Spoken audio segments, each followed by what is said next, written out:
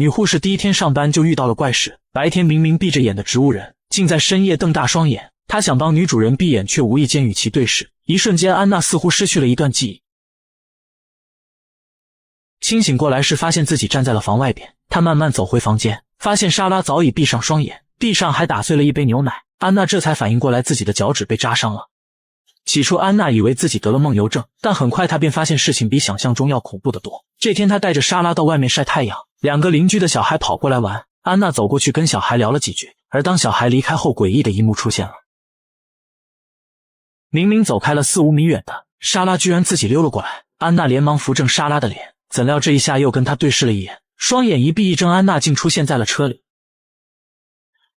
回过神来的她突然想起莎拉没人照顾，连忙往大院里奔跑，所幸莎拉并无大碍，只是眼睛又自己闭上了。此时莎拉的丈夫老马回到家，老马知道安娜出行不方便，送了辆自行车给她。天真的安娜顿时乐开了花，刚才经历的诡异事件瞬间抛之脑后。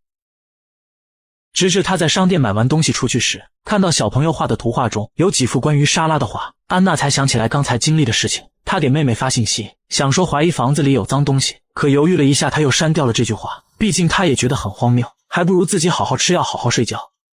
莎拉和老马是一对艺术家夫妇，小镇上的人都知道他们很恩爱，可惜莎拉遗传了母亲的精神病，好不容易怀孕了却又故意弄流产，在家里干了几年的保姆也被她赶走，还在某一天突然精神崩溃，从2楼窗户一跃而下，导致了现在这副模样。莎拉的母亲一直想要回女儿，但老马认为丈母娘精神有问题，无法照顾好莎拉，目前在打官司争夺莎拉的照顾权。这是安娜第一天上班时老马跟她交代的情况。一段日子下来，安娜确实目睹了老马对莎拉的好，所以在调查员过来访问时，她也会帮老马说上几句好话。直至这天，她发现事情发展的方向越来越不对劲。这天她又一次带莎拉晒太阳，怎料莎拉在没睁眼的情况下也能让她迷失。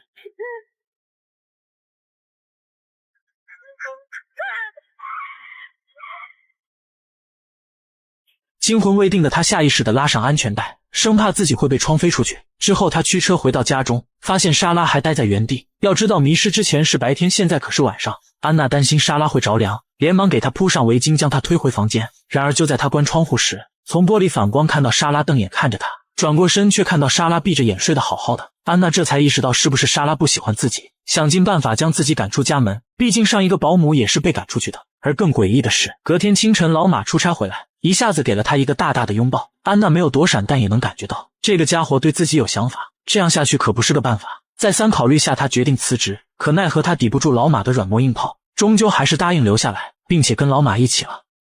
这晚怪事又一次发生，安娜只是闻了闻莎拉用过的香水，醒来时便是被老马摁在床上，手里还死死地捏着一块玻璃。不难想象他刚才做了一些伤害自己的事。处理好伤口后，他第一时间想到莎拉，冲进房间捏着莎拉的下巴说：“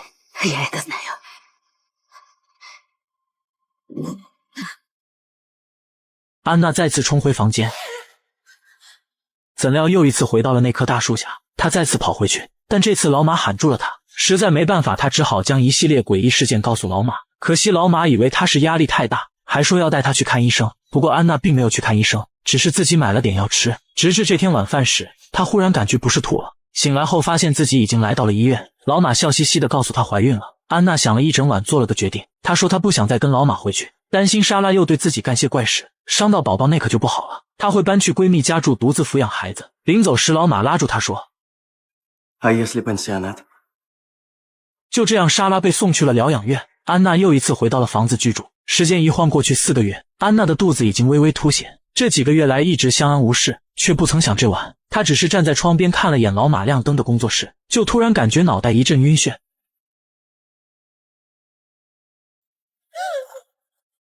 居然来到了屋檐上，安娜脚都被吓软了，颤颤巍巍地往窗边靠。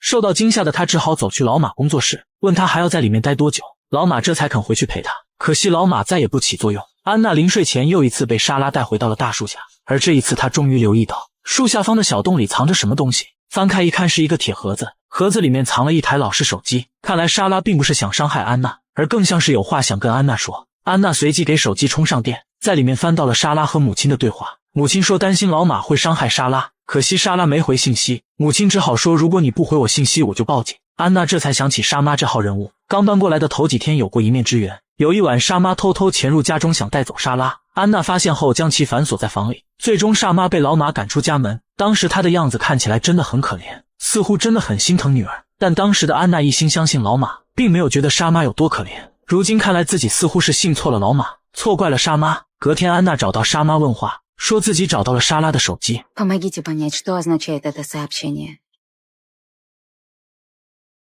Я помню этот день. Да?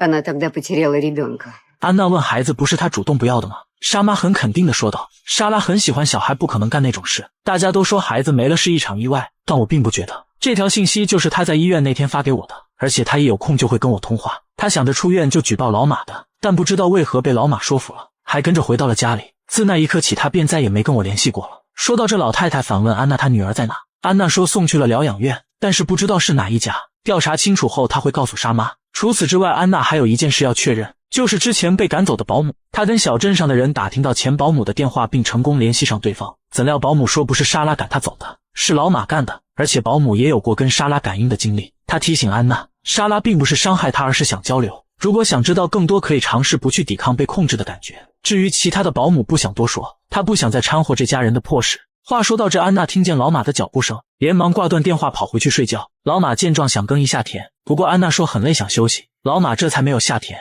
还顺带帮安娜放好了背包。深夜安娜迟迟不见莎拉来找自己，便起床想再一次联系前保姆，怎料老马收走了她的手机。话说这个老马真的很奇怪，他总是半夜在工作室雕刻，经常早上才回房休息。安娜为了能与莎拉取得联系，索性拿起了莎拉的画笔。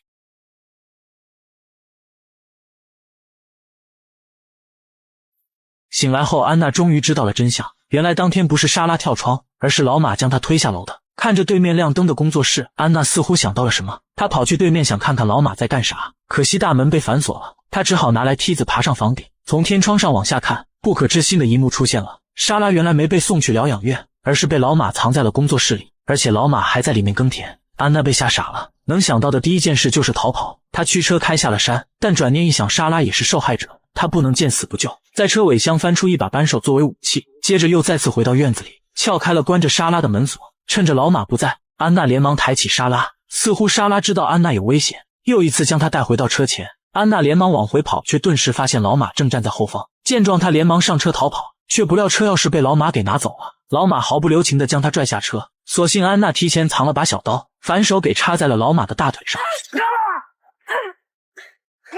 安娜连忙跑回莎拉的房间，找来几块木板顶住大门。至此她也不知道该怎么做，害怕到搂着莎拉哭泣，而门外的老马还在不断地撞击大门。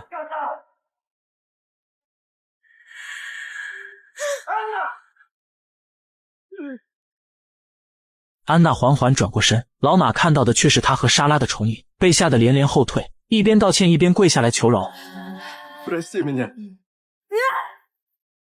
至此莎拉终于得救，而安娜也在5个月后产下婴儿，并取名为索维亚。